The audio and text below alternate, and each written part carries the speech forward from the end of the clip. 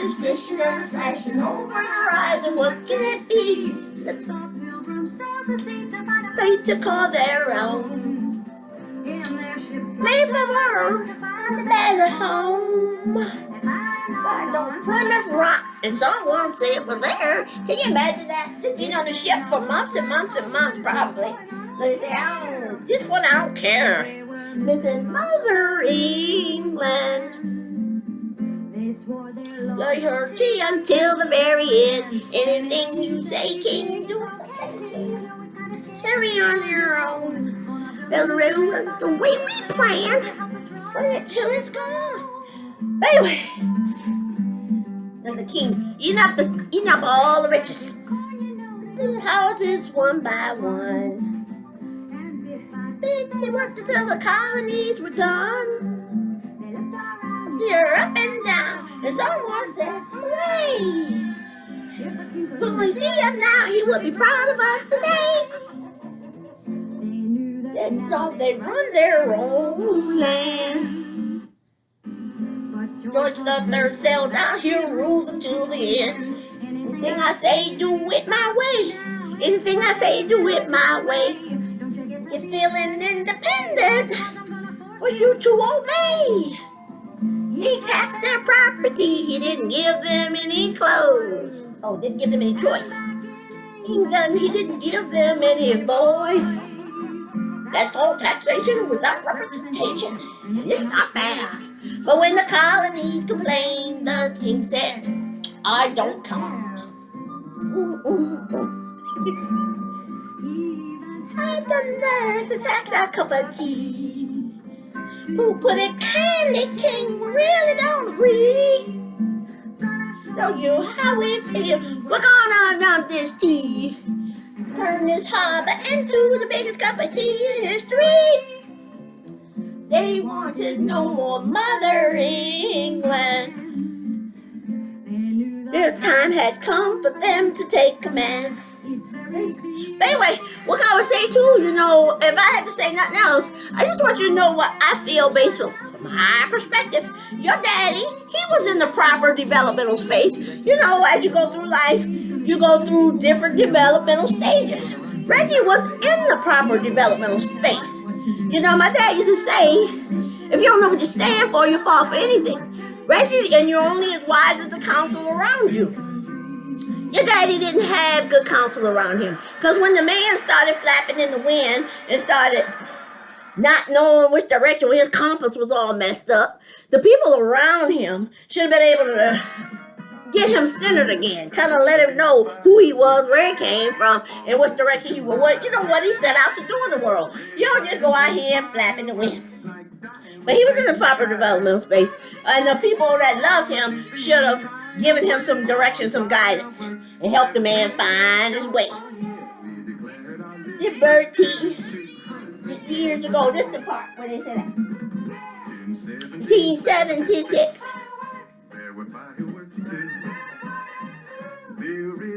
Common Thomas Paine with common sense. Basic rights. You better get another government. That's the part I want you to hear. That's what if the government don't give you your basic rights, you better get another government. That's what I said. I'm going to take my kids to another country. But anyway, so basically, that man went out here, he got himself branded like an animal. You know how the farmers brand their cattle? Brand your cows, brand your bulls, and whatever else they do, they brand. But he went out here and got himself branded, so everybody know he part of a fraternal order of men. Now, what I don't understand is, what's the point of being part of a fraternal order of men if when you acting like a teenager, somebody don't tell you that. Somebody don't say you're messing up, sir. You acting like a child. I could have got knocked up at 14 by a teenage boy and had a better outcome for my young than what I got with this grown man. But like I say, he was in his proper developmental space. Some people, when you get that age, when you're pushing 40, you want to maybe have this midlife crisis and you want to try new things and stuff like that. So he was in the proper developmental space. But what's the point of having them people, them silent furniture like people around him? What's the point if when you messing up, your family can't point it out to you?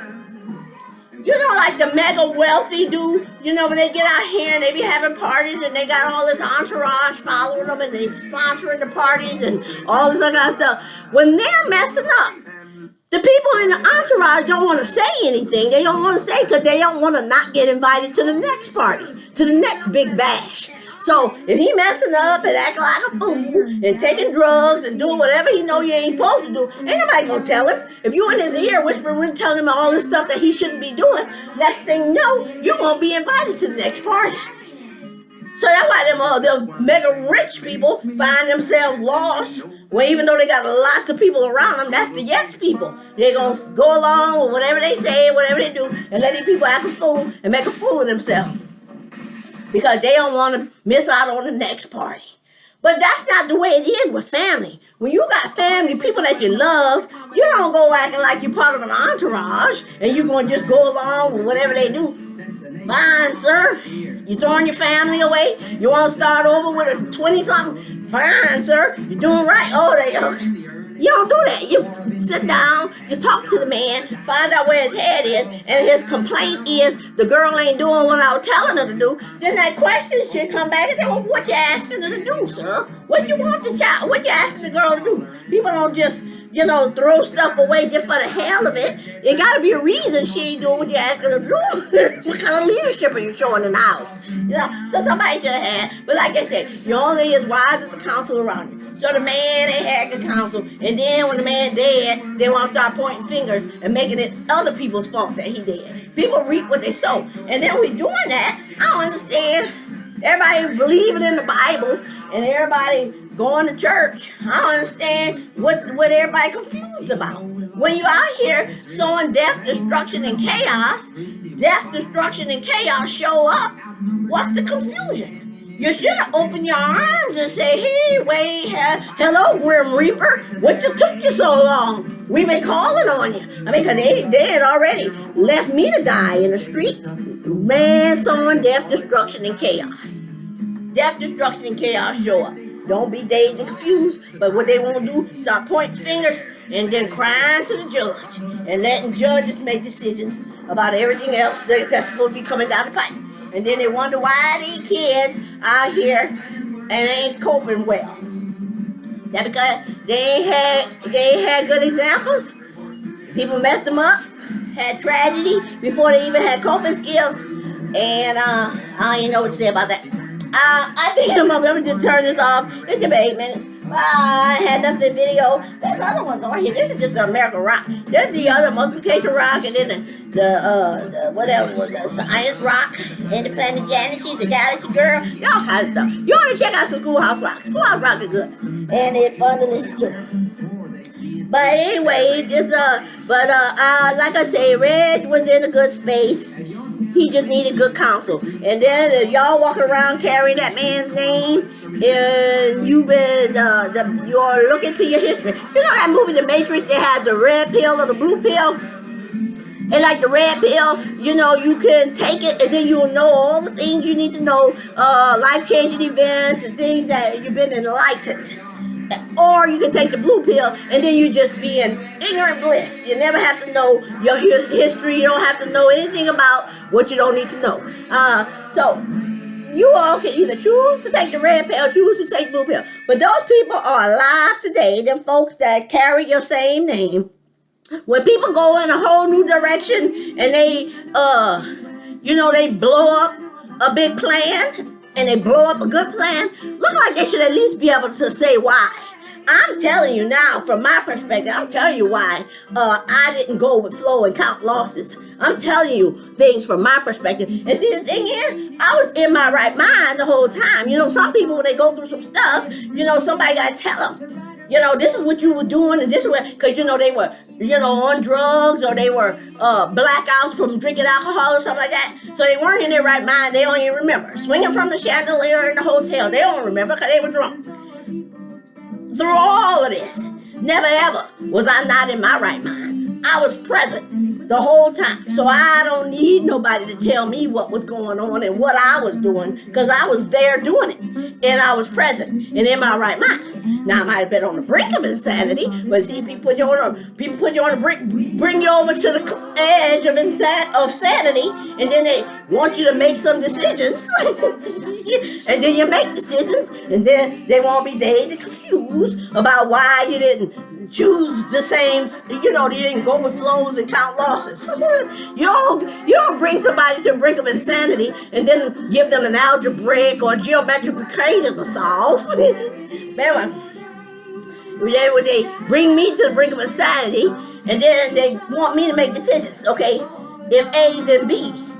If A and B happen, then what you supposed to do about C and D? Okay, I can figure it out. But anyway, now you know what I'm talking about. All I'm saying is I wasn't in a good place for people to be telling me to fill out paperwork and make decisions.